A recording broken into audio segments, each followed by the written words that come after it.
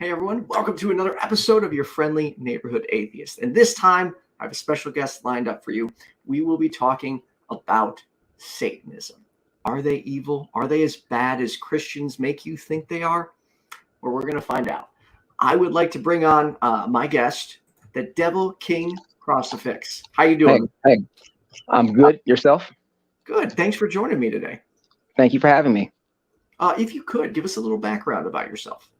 Like you said, my name is the Devil King Crosafix. I am a son of a pastor. I grew up in theology. I learned biblical studies as well as other Abrahamic religions. And outside of that, all growing up, when I was about 18, I left Christianity because I had a lot of cultural and historical issues with the information and also how it was propagated. Since then, I've become a musician here in Chicago as an activist and somebody who tries to really create dialogue between people of different tribes so we can really move forward as a country. Awesome. Yeah, it was funny. Someone else sent me one of your videos, and right when I saw your video, I'm like, I've got to talk to this guy. Well spoken, articulate, good background. So diving right in, what is Satanism? Satanism is simply a really enthusiastic atheist. That tends what it tends to be. You're taking something from Christian ideology. So at the end of the day, a Satanist technically is still a Christian ideology. You're simply saying that what you're being told is moral correctness or what's being told is righteousness you don't agree with, and therefore you're dissenting by taking the villain of your story and using it against you. Okay. So pretty much you and I are on the same page. You're just applying religious dogma to your ideology. Is that correct?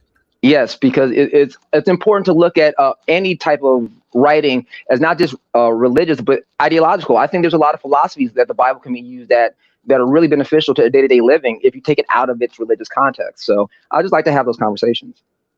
Awesome. And how long have you been a Satanist for? I've been a Satanist for 15 years, somewhere around there. And did you go directly from Christianity to Satanism, or were you atheist first? I journeyed around. I became a Nichiren Buddhist. I studied voodoo. I studied Islam and a bunch of other things. And so I just kind of came back to the belief that I have, which is Satanism is about self-deity. It's really just about worrying about yourself and building yourself up. I even said that modern Satanism is just really spicy Buddhism. Really, I like that. Really spicy Buddhism. So when you say building yourself up, does it focus on other people and building other people up as well? Or is it just entirely about yourself? Well, it starts with you. If you can't build yourself up, then you're beneficial to nobody else. But it does talk about responsibility to the community. That's why in Satanist ideology, we talk about respecting the rights of others to live their life in a healthy way that doesn't harm other people.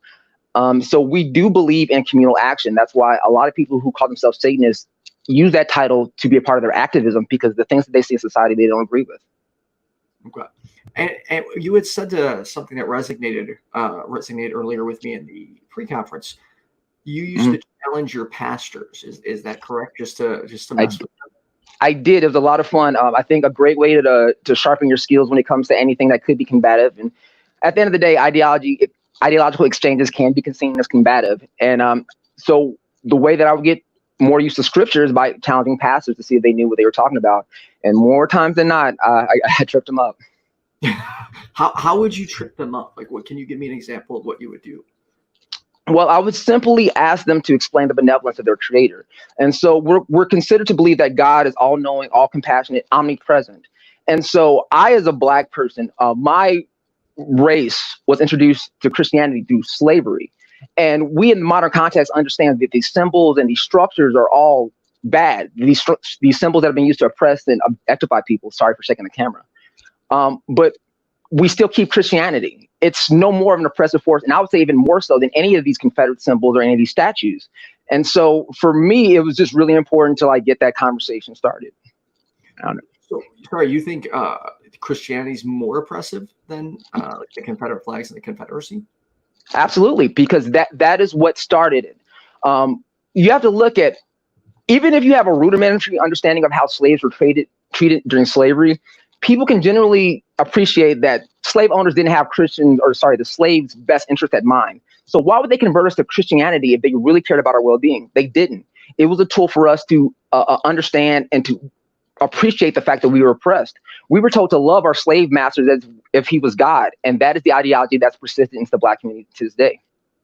So from my takeaway from what you just said is that I want to be careful here. Are you saying that Christianity in at least in America is responsible for slavery, or at least keeping people enslaved, or keeping the Black community enslaved? It's keeping us attached to a morality that was never meant with us in mind. We've been told to reject our own spiritualities, our own practices. I think when people talk about the Black community, we also have to look at things like solitary confinement. We've done research on how damaging solitary confinement can be to an inmate. It's even seen as modern day torture, is inhumane, that most psychologists will tell you about that. So what happens when you take an entire millions of people and do the exact same thing to them? You take our name away, you take our religion, you take our sense of love, our sense of self-identity. You creating a system that does more damage than that, and then you're telling us to love a system that was implemented to us through slavery. I do think that it's very detrimental. Do you ever find it frustrating that the majority of the planet thinks people like you and I are evil, and yet you can sit here and you generally advocate for true freedom and understanding, and being against things like solitary confinement? Does it bother you? Because I find it frustrating that people will judge me as being a bad person, when I would argue that in many scenarios I'm pretty damn moral. No, I don't. I think regardless of how you look at, and I do love my country, but I think the narrative and the things that people are seeing as far as just being part of modern conversation is that you're seeing people who are deciding to pick their beliefs or what's best for them over what's best for people around. And I think a lot of the people that have hatred towards who they've been told to be their enemy, they're using that so they don't have to deal with themselves. I've been a community worker my entire time in Chicago. I've worked with outreach youth. I picked up trash in one of the most dangerous neighborhoods, Inglewood, because I cared about not just being a voice in my community, but being someone of action. And so a lot of times when people talk about, oh, you're bad because you believe differently than them, I always ask them, well, what community service have you done? Where has your actions stood with your words? And a lot of times it's not there. I actually, I got mugged in Inglewood once. Oh, wow. I'm not very familiar with the city, and I was buying a PS3, and here I am. Yeah, the little innocent white boy, like, I'll be fine. And it didn't go well. And then, so after the guy had gotten away, I proceeded to go knocking door to door to try and find that guy. And eventually they call the cops on me, and literally a swarm comes up and like, well, this guy took my shit. They're like, do you know where you're at? I was like, Inglewood? I'm like, I was just always told to look for bars on windows. And the cop's like, yeah, the bars have been stolen. This is one of the worst areas. You're dead. I was like, okay, so do you think I'll get my phone back? And he's like, go back to the suburbs, kid. Yeah, Inglewood is getting better, and so I never want to propagate any horrible messages. But yes, it has a very rough past. I lived there I didn't live there, but I visited there quite a bit. But no, it's gotten way better. I'm so proud of the people that have worked with that community to really try to turn it around. But yeah, I'm happy you're alive. So it sounds like you're not as evil as people think, and you're for community building. Yeah, I love people, and I believe through what I've been doing is that I don't hate Christians. I've worked with Christian organizations. I come from a Christian family, and so I would never hate someone based on their beliefs. That is just not what I am at all. But I do have an issue when people decide to use their beliefs in order to justify oppressing or dehumanizing other people, which is what I've seen time and time again. Oh, you don't believe as I believe, therefore you're a bad person. And people should be based on their merit. As far as like, am I evil? Well, as a Satanist, you like to stir the pot a little bit. And so sometimes I want to answer a question with a question. So in the Bible, Jesus was traveling and he came upon a fig tree. And when he ate from that fig tree, the fig was bad. So Jesus cursed the tree. He said, for a good tree cannot produce bad fruit and a bad tree cannot produce good fruit. So the question that I ask when it comes to Christianity is, what is the strange fruit in American history that hangs off the tree of Christianity? It's my ancestors. And so when people talk to me about, am I evil for not following Christianity, I ask them, what part of slavery should I still hold? What practices should I shuck and dance? Should I do the things that make you happy? I divorce all of slavery, including its religion. Interesting point. So real quick, for clarity, Church of Satan or Satanic Temple, and what is the difference? There is a difference, and so the Satanic Temple is a modern day kind of that's more the spicy Buddhism. The Church of Satan is based on like Anton LaVey, and it's kind of more there's a rule and there's the satanic sins and things like that. But basically, what they decide to do with that is kind of shorten it, modernize it, and they turn that into the Satanic Temple. As far as my allegiance, neither one of them, but I do wish them the best. Like any organization, they have hierarchies, and sometimes I just can't submit to rules. So if you had to describe Satanism to an angry Christian who just assumes you're an evil person, what is the way you could describe it in a way that they would understand it and not have an emotional reaction? Well, anytime I've talked to somebody who's a really angry Christian, I never talk to them as if I'm not a Christian myself. I grew up Christian. That is where I base my morals from. That's where I learned about the world, was from a Christian lens. So even now as a Satanist, I still live with Christian fundamental ideas, and my Satanist beliefs just stack on top of that. So a lot of times I talk to them, hey, as a peer, like, yo, we're from the same perspective, but you have to look at how this has been used to implement people, how it's been used to cause destruction. Black people, for the longest time, we were said that we're the descendants of Lot, which means that we're meant to be subservient. We're meant to be cursed. And that's what they taught. Like, you're supposed to be cursed. This is what the Bible tells you. You're the descendants of Lot. This is what you have to do.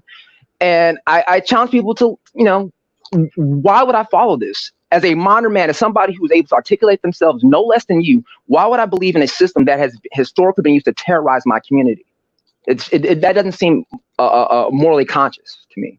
No, it's actually kind of confusing why some still do. Yeah. So when you say you still hold Christian beliefs, can you give me an example?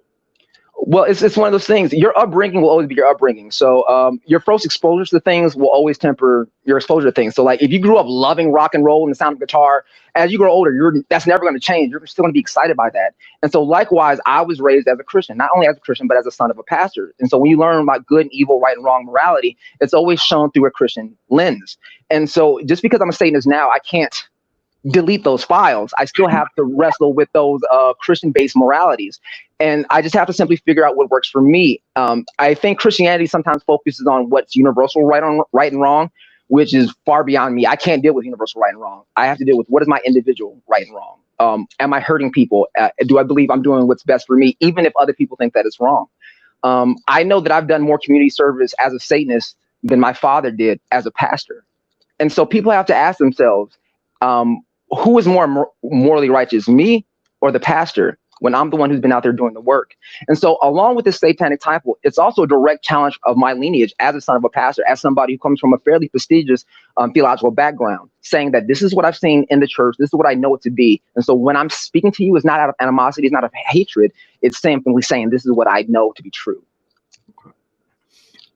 What is there a specific moral you can point to in Christianity that you can't get anywhere else? Christianity. So one of the interesting things about the story of Jesus himself is, so we kind of get a time period in Jesus' life where we're not sure what he did, which is between the ages of 12 and 32. We're not quite sure what he does. So one of the biggest philosophies, or one of the things that we think, is that Jesus maybe studied Buddhism, because Buddhism was actually very prevalent in the Middle East at the time. And so I believe that a lot of the ways that even Jesus spoke was very reminiscent of the teachings of Siddhartha Gautama, of the historical Buddha. So is there anything that I believe is exclusive to Christianity? No. But I believe the more you study abroad other religions, things make a lot more sense. So even in one of the things that Jesus said, he said that my people die for a lack of knowledge, and the wages of sin is death. Well, in Buddhism, sin is ignorance. It's literally not knowing how your actions affect the things around you. And once I understood the Buddhist concept of sin, it made the Christian ideology of sin make way more sense, because you're never really told what sin is. We're told that it's bad and you're going to go to hell for it. But exactly what it is has always been aloof to me. And so through studying other religions, it made it a lot more concrete. So I think the more you study, the more things seem to be very similar. Are your father's a pastor? How do your parents currently react to your beliefs, or how do they feel about it? Well, that's one of the cool things about my household is my mother is a Christian, and we always took education as a combat sport. Is like we argue for points. It's like, you said this 3 paragraphs ago, and so I'm going to double check you. So Really? yes, and that's exactly why I speak the way that I do now, and that's why I research a lot of things that I say, because if you said something that was wrong in my household, whoa, everything else you said after that was invalid because you made a bad point 2 paragraphs ago. And so we still talk about it. They don't get it. They are still very much Christians. They still very much hold on to their beliefs. My father's still a pastor. But we've had to reconsolidate our relationship as parent and child. We don't do the whole submissive thing. I speak to you with respect, but we speak as equals, or we don't speak at all. And that's generally how I am with anybody. And so I respect my parents, but they know that they have no right to impose their beliefs on me, and I will not impose my beliefs on them. That's good. And not everyone is as fortunate to have that type of relationship with their parents when they hold contrasting views. So I'm happy that they're accepting of you. Yeah, they're tolerant at least. They're tolerant. There we go. Yeah. For clarification, let me get back to this question. Which Christian denomination did you grow up in? What? It was charismatic Christian. Then it was non-denominational. And there was something else, but I knew I initially was charismatic Christian. That's predominantly Black churches. And then I was temporarily Pentecostal. Like we jumped around because my father was a pastor himself. He really didn't stick to any denomination because he wanted to preach at multiple churches. So he was like, Jesus. And so we went with that. And earlier, you also said something that stood out. And ideally, if you could expand on this, and hopefully I'm not misrepresenting you. You said that if Jesus were alive today, you believe he would be a Satanist. Is that correct? Yes. Expand on that for me. Okay. And so to clarify, when I'm speaking about Satanism, I am not talking about anybody who worships a deity named Satan. I'm strictly talking about the ideological or the folkloric perspective of Satanism. And in that context, Satan is no different than Spider-Man or Naruto or any other folkloric character that represents ideologies that you yourself want to live throughout in this story. So with that context, I believe that in the modern day era with the social climate the way that it is, yes, Jesus would be a Satanist because you would be able to see how the modern church state governs in this land. And it's very similar to how the structure of the Pharisees and the Sadducees worked during the time of Jesus. And so this isn't like a strange or crazy parable. This is directly referencing what Jesus did during his time. He said that the Pharisees and the Sadducees were corrupt and that they were wicked. And when they tried to challenge him, Jesus rebuked against them. And for that reason, the Pharisees and the Sadducees went to Rome in order to execute Christ. So he was an innocent man executed by the state because of his beliefs of turning against the government.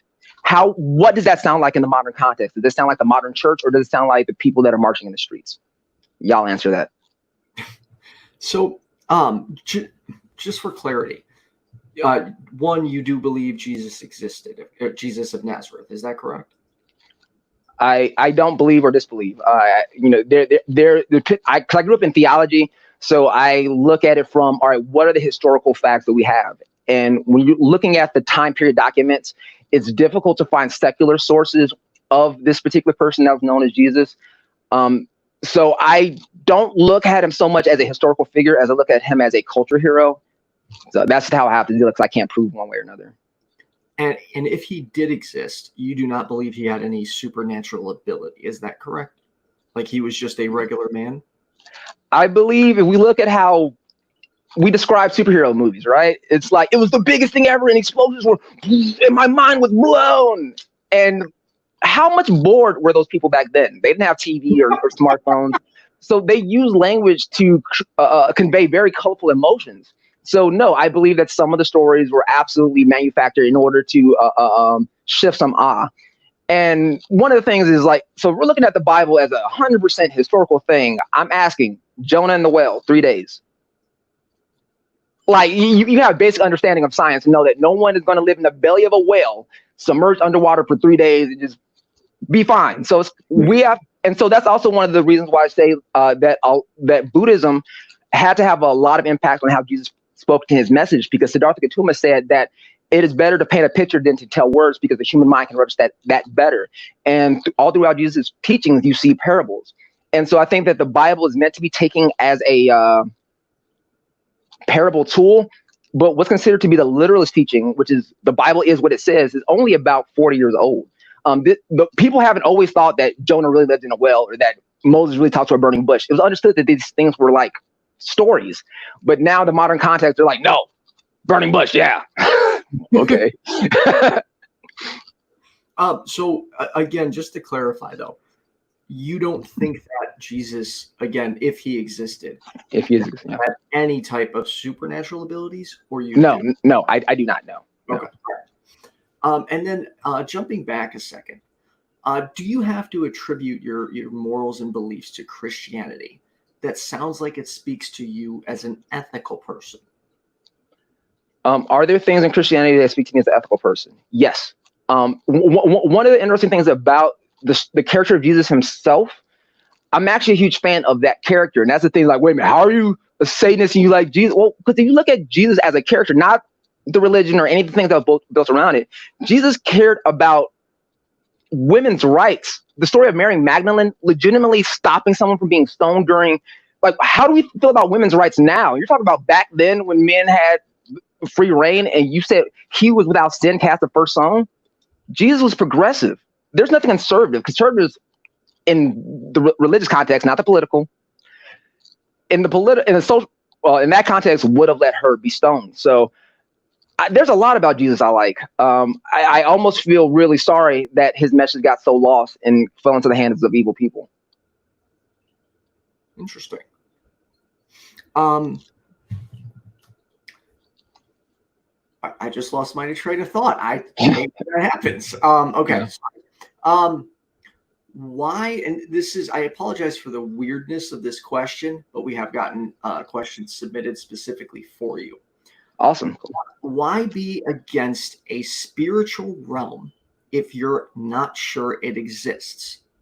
And if you, to the second part to that, if you could experience a paranormal encounter, would it change your mind in a belief in God? I'm not against the spiritual realm. I'm simply dealing with the human spirit, not the Hollywood spirit. When I think of spirit work, we're thinking ultimately about the human soul, the human condition. All the other stuff out there is great, but ultimately what it all comes down to is what's going on in here. And so what I'm challenging is this narrative that these people are morally correct or morally right. You should believe this, despite what history has shown us about some of these people, not all these people, but some of these people, and how some of these people have used these stories and these narratives to enslave, to create genocide, to do all these harmful destructions that are, countries may never repair from some of these things, but we're supposed to believe that this is all the work of God. It takes critical thinking. I remember I was watching a TV show called Numbers. I don't know if you ever watched it, but I watched it passively, and it gave me one of the best lines I've ever heard, and it actually stunned me. And one of the characters says, to deny the full potential of the creation is to deny the benevolence of the creator. And I was like, from a TV show? And I think it's important for us to expand the human mind, the human condition. What's going on in here? So when I talk to people about, spirituality and Satanism and Christianity, I'm really trying to deal with their spirit, not as an adversary, but as somebody that understands that maybe there's some conflict that you've had and we can talk it out. So no, it's absolutely a part of what I believe. Okay. Was it difficult for you when you gave up your belief in God? Like, was there any struggle? Oh, absolutely. Being Black and being a Christian, that is the experience in America. So when I left Christianity, in a lot of ways, I had to leave my community. And that's really what it felt like. It was like, okay, cool. You're no longer Black now. Have fun with the white boys. And it took a long time for me to figure out my own Black identity. So yes, it was very difficult. I had a lot of remorse. And the thing was, I always wanted God. I prayed so much that I had to pray about not praying. And then one of the things is I had to pray about not praying. Yes, because that's all I did. I was like, pray. Okay, I have to eat food. Pray. Because that's as a son of a pastor, you're used to that ritual of praying, and you're bad, ask for forgiveness. Dirty thought, ask for forgiveness, things like that. And after a while, it's one of those things. Is like I'm praying and nothing's happening. And then at the same time, that's when you start getting into like the teachings of Marcus Garvey and learning about the Black Panthers and learning about the history of the destruction of Black religions and things like that. And yeah, it becomes a really weird moment. It's like in this new awakening of my Black identity, which is now forced from my studying of African traditionalism and things like that, how can I still find empowerment in this while being connected to this thing that has taken all of that away from me? So I got a little lost in that question, but yeah. Jumping back a second, do you believe in the human soul? Yes, absolutely. Can you clarify that? Because I'm really confused now. The human soul, I don't think about it as like any, like when we die, something happens. When I think of the human soul, I think about you and I. We're happy, we're sad, we're confused, we go through those things. All those things our mind encompasses what I consider the human soul, the human spirit, and also the human condition. If I didn't believe in the human spirit, I could not believe in empathy, because I have to imagine that something like me is in you. I see you as a human as I see myself, even though I don't know you. That's empathy, and that's believing in the human spirit. And so when I believe in spirit, it's nothing to do with like cosmic forces. It has to do with the human condition right here, right now, face to face. Am I speaking in love or compassion or hatred? So do I believe that there is a thing inside us that once we die, something happens to it? No. But I believe that the human psyche and how we live day to day is the human spirit. So I guess my question is, why muddy the waters and say you believe in a soul when typically people view that as a supernatural entity that's a part of you and that, elevates to the next level? Why not just say like consciousness? Because I don't agree with their opinion of that. I don't believe that the human spirit or the soul is connected to a religion, because I feel a human experience when I experience art. When me and my friends cry together at a good play, you're telling me that I can't experience that except without religion? That's a lie. I'm an artist. I understand what the human spirit is, what the connection is. That's why I've dedicated my life to music. I'm not making millions playing no rock and roll. I do it because it connects me with a spirit and it makes me feel emotionally connected to people. So anybody who tells me that's not a human spirit is somebody who's dead inside, and I'm sorry for them. Just to be completely clear, though, when you're referring to the spirit, you're not referring to anything existing outside of our mind or feelings, correct? Yeah, there is nothing that exists outside of our mind and feelings. Everything that we. So I want to make sure I understand when you keep saying spirit and soul. I want to make sure I'm understanding you correctly. Yeah, well, and maybe that's a cultural difference, maybe between me and you. But like in the Black community, when we talk about our soul, we're talking about that thing that we put our energy into. We put our soul into our dance. We put our soul into our art. We put our soul into whatever we have passion about. And the same thing with music. And so I've always been taught about the human soul, not through religion, but as through lived experiences, through traumas and joys and going to people's birthdays and quinceañeras and having cake with people. That is a human spirit. We're all enjoying that, and we're having a connection off each other. That is spirit. There's nothing other than spirit in that moment when you have true bliss with the people around you. So anybody who only sees that as a religious thing connected to God, that's fine. But as a person who's a little bit more broad than that, I understand that can be a part of it, but I also understand that fellowship with people is also very spiritual. But don't you think that can be confusing when typically people would assume a soul is something supernatural? Yeah, I cannot limit myself by the ignorance of other people. People can think what they want to about a lot of things, but I can only go from where I grew up, what words mean to me. And I know that the soul, the spirit is connected within me and the things that I do. And that becomes a thing. Different cultures use different language. And so for me, when me and somebody in the Black community, when we talk about soul, we talk about spirit, God isn't coming up. We're talking about our essence, our energy that we're putting into it. That's our soul, that's our spirit. And if maybe somebody from a different culture maybe is not used to using that language, they can see it differently, and I can understand that confusion, but there is a difference. Well, I get that. I guess in my experience with talking with the religious community, I try and avoid all of that because it generally throws them very off. But I get your point that... I'm simply saying dogma and theology does not get to own spirit. The human spirit is a very real thing. We see it anytime there's triumph in all these things. So how are you only saying that spirit is only in these things? we see it all around us. All of this is spirit. And that's part of my African beliefs, is that everything that I speak to you now, I speak to you in spirit. I speak to you with the confidence that I'm going to say something that doesn't embarrass me or you. That's spirit, that there's a connectedness to that faith. And that's how I live my everyday. And for me, that's when I speak of spirit, I speak of confidence in myself, confidence in what I can do, confidence in what I can bring to the table, confidence that I can give you information that's going to be beneficial to not only you, but the people that hear it. That's my spirit. Okay. So that's where I'm coming from. Okay. Excuse me. Do you relate to the song "Son of a Preacher Man"? Oh my goodness. You get that all the time. I do like the song. I still play it now. It's still I still listen to gospel music. That's also one of the things that throw people off. It's one of those things, like it's the song of my childhood. I'm not going to pretend like I magically now hate it and like all these memories are now bad, because it's like, no, I still listen to Disney music for the same reason I listen to that stuff too. So for me, I get to go back in time. So that song was always thrown in my face. It never ended in a date though. I never got any girls for being the son of the preacher man. So I always thought it was an insult. So is it difficult being a Black Satanist musician and trying to sell? Yes. And well, the interesting thing about that, so right now I'm a solo artist. Before I was always in prior bands, that's like a zillion things like that. So now with this whole thing that's going on, now I'm trying to figure out how to be a solo artist. But at the end of the day, I don't have it in my mind that I'm going to be a millionaire.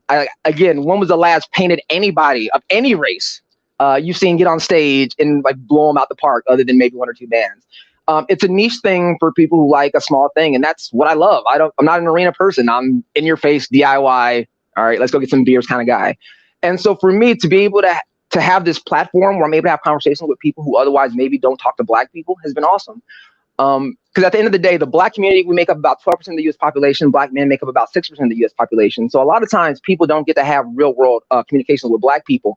And so when you live in a media-based society, your entire opinion based on a group of people is what the media shows you. And so the Black community is shown in a certain way. And that's how people who don't have firsthand exposure decide to interpret that community. So for me, it's been very cool to challenge stereotypes, to challenge the way that people think about things. And not to throw you under the bus or anything, but I remember the first time we spoke, you asked me if I went to university because of the way that I spoke.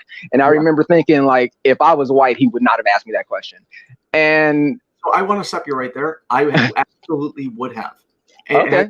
No, you are very well spoken. I Okay. consider you, compared to the people I speak to, I would consider you advanced. So Okay. I would absolutely ask that same question. And maybe that's my bias. Maybe we just figured out something right there. Boom.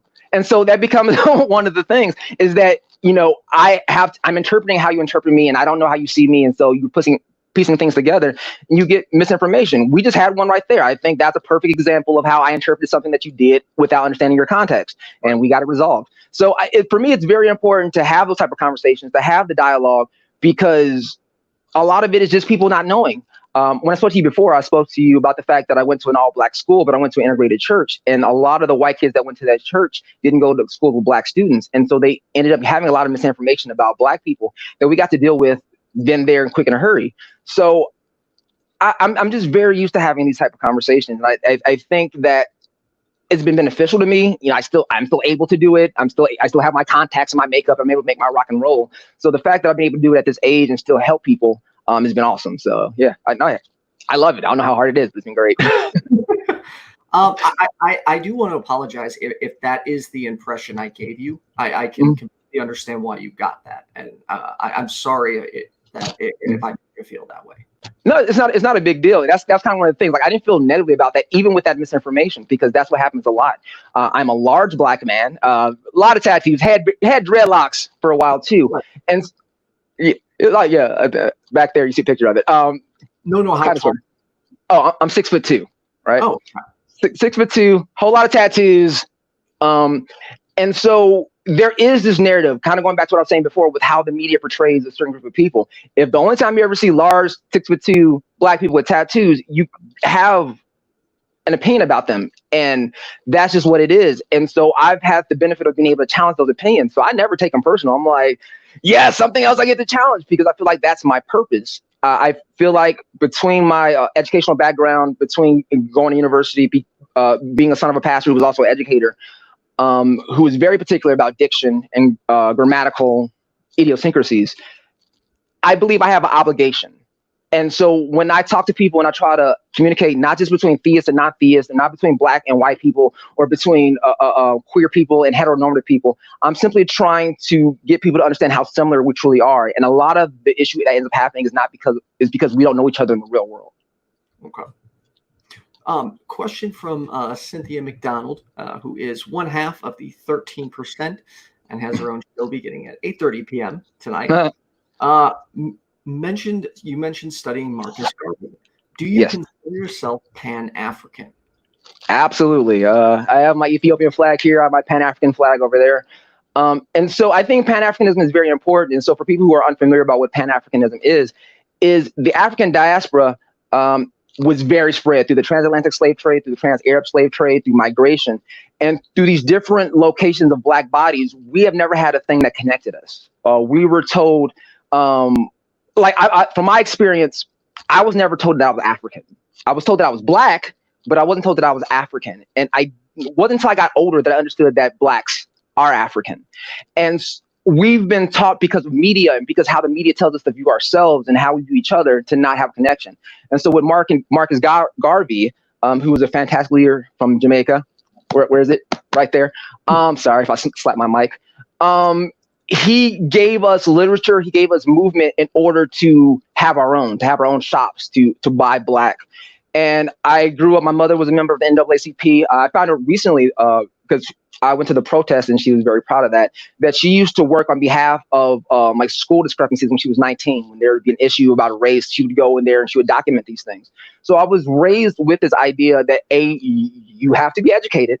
I was not allowed to use slang in the household. That was a capital punishment. So there was nothing miraculous about my addiction. This was reinforced. But it was always with. I'm a little jealous of that. Like I wish that type of stuff was enforced in my household at a younger age.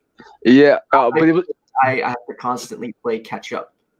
Yeah, but it was always taught with purpose. I was always raised the idea like you have to do something. I don't know what you're gonna do, but you have to do something to better your community. Have fun.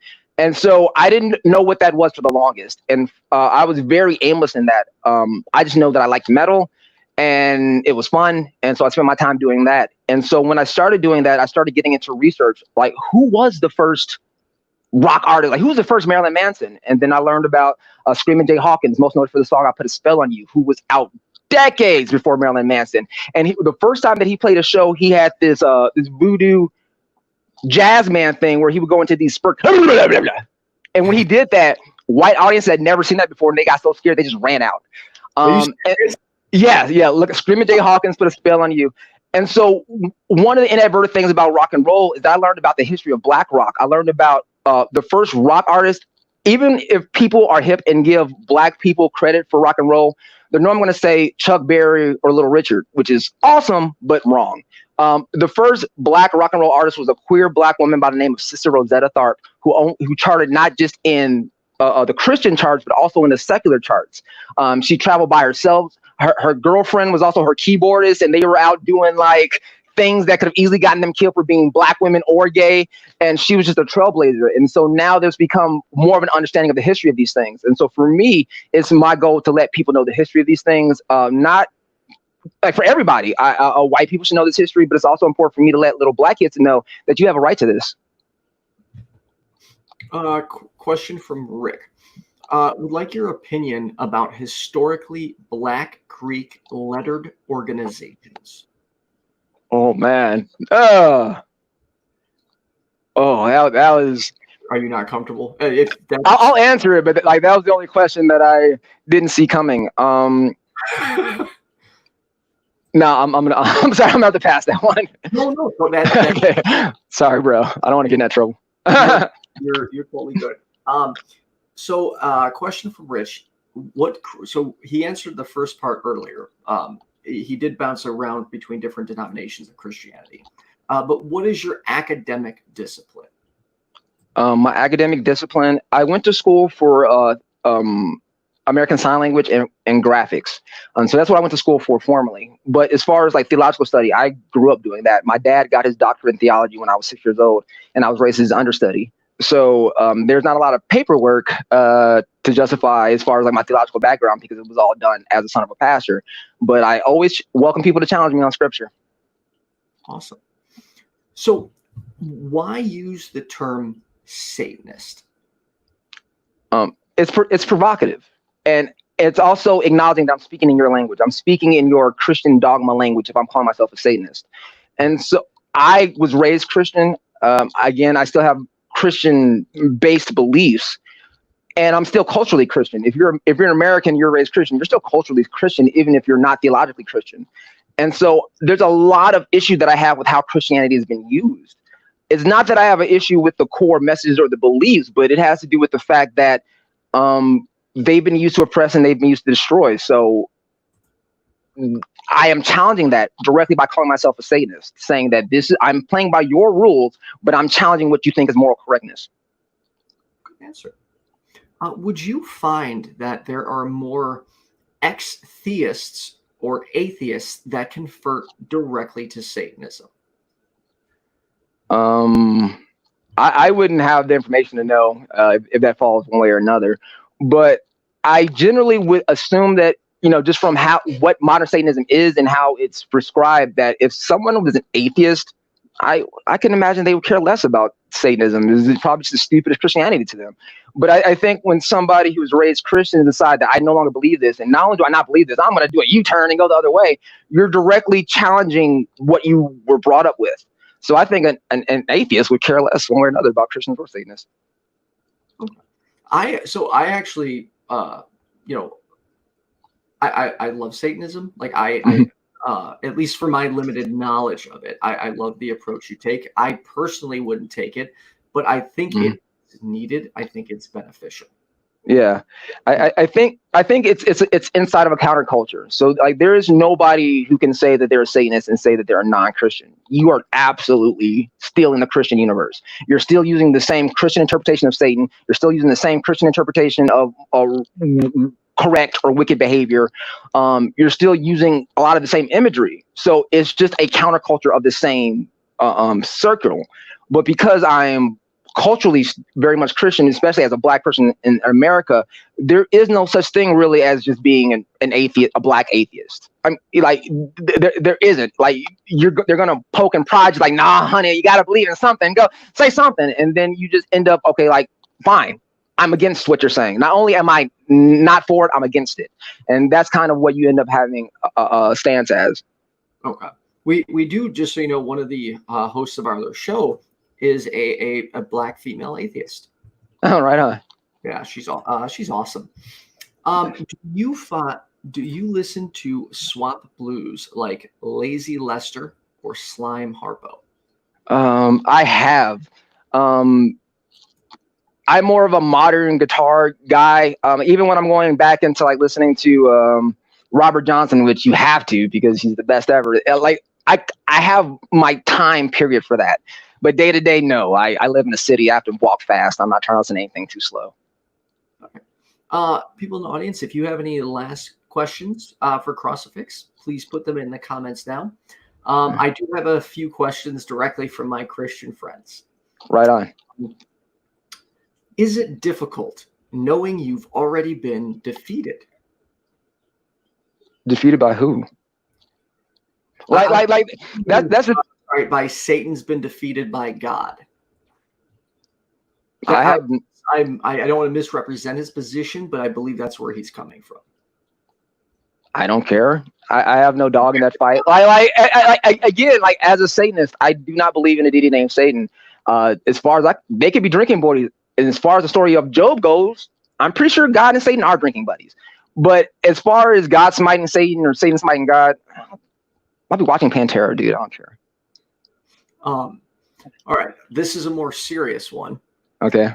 When will you accept Jesus into your heart? Before it's too late. When will I accept Jesus into my heart before it's too late? I think I have accepted Jesus into my heart. I just know that he is a human being. I have no delusion that this person has any supernatural abilities. But as far as like a lot of his teachings, as far as women's rights, man, Jesus was such a progressive when it comes to women's rights. Again, Mary Magdalene, he was without first stone. So yeah, a lot of his teachings are still in my heart as a philosopher, just like any other philosopher that I like. So right here. Awesome.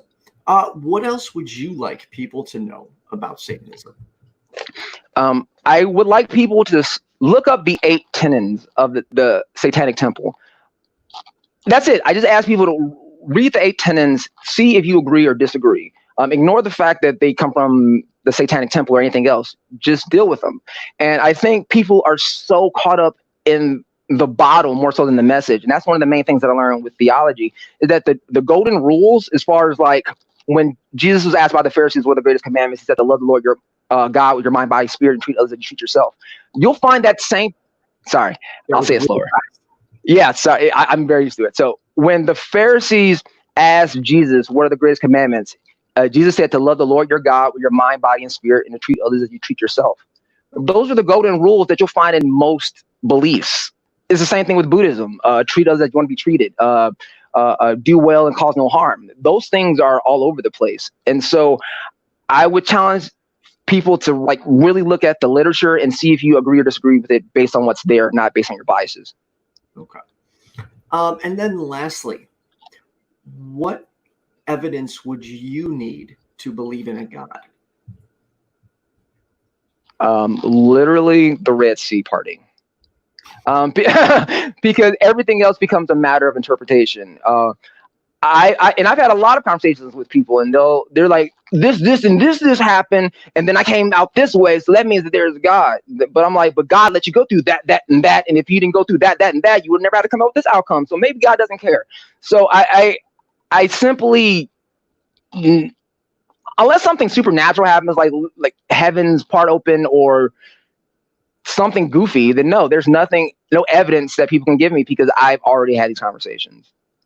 And then what else would you like people to know about you personally? I'm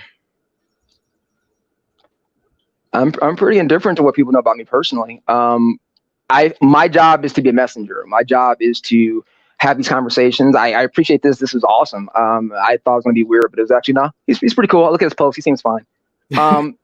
But I'm not that concerned with what people want to know about me personally. I want to know, what do they want to know about the Black community or the Black experience? And I can give my individual perspective of that. Obviously, I cannot speak on anyone's behalf of my own. But I really care about having these dialogues. Everything else to me is not that important. Well, I definitely, after this, we're going to have to talk, because I have another very politically progressive news channel that I think you'd be awesome on. I think you'd have a lot to add to it. I'm so bad at politics. You seem pretty good. So at least socio-political issues. Social-political, yes, that I can do. Yeah, exactly. Awesome. And then where can people find you, whether it be your music or you personally? I am Crosafix, Crosafix. I am the only person that would be named that. If you put that anywhere in Google, you'll find everything. I'm also known as Devil King, was it DVLKYG. You can find that on Facebook to stay up to my music. And I'm already getting trolled by Christians, so it's been a lot of fun. I am getting a lot of trolls lately, but not just Christian trolls, atheist trolls. Like I had one lash out on me on, sorry, I shouldn't say lash out, but they accused me of essentially being a fake atheist, only pretending because I have friends that are Christian. Oh. Yes. How dare someone? How dare you have people that are different than you? Whew, bad. And then proceeded to call all Christians Christianity a mental illness. It's like, what does that do for the conversation? That doesn't do anything. And it's people like that makes our battle, my battle or atheist battle, way hard. It's like they just act like jackasses.